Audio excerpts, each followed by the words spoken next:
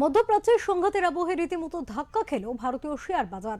Iran Israel উত্তেজনা আরো জটিল আকার নেওয়ায় বিনিয়োগকারীদের মধ্যে চরম উদ্বেগ, যার সরাসরি প্রভাব পড়েছে দেশীয় সূচকে। বুধবার সকালে বোম্বে স্টক এক্সচেঞ্জের সূচক সেন্সেক্স নেমে যায় প্রায় ১,৬০০ পয়েন্টের বেশি। একই সঙ্গে ন্যাশনাল স্টক এক্সচেঞ্জের নিফটি ৫০ থেকে প্রায় ৪৫০ পয়েন্ট পর্যন্ত পড়ে যায়। বুধবার বাজার খোলার কয়েক মিনিটের মধ্যেই অধিকাংশ শেয়ার লাল চিহ্নে চলে যায়, যা বিনিয়োগকারীদের মধ্যে আতঙ্কের ইঙ্গিত দেয়। সপ্তাহের মাঝামাঝি লেনদেন শুরুর সঙ্গে সঙ্গেই ব্যাপক পতনের ছবি ধরা পড়ে বাজারে।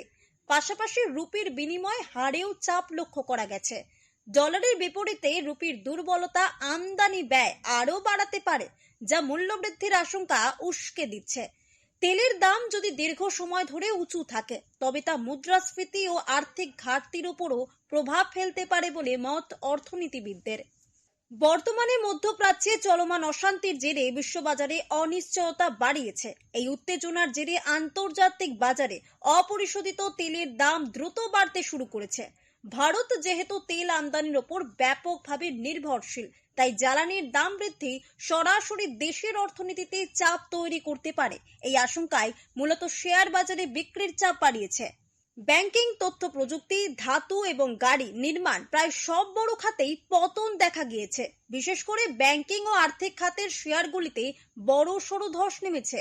বাজার বিশ্লেষকদের মতে, ভূ রাজনৈতিক অস্থিরতা বিনিয়োগকারীদের ঝুঁকি নেওয়ার মানসিকতা কমিয়ে দেয়। ফলে অনেকেই নিরাপদ বিনিয়োগের দিকে ঝুঁকছেন, যেমন সোনা বা মার্কিন ডলার।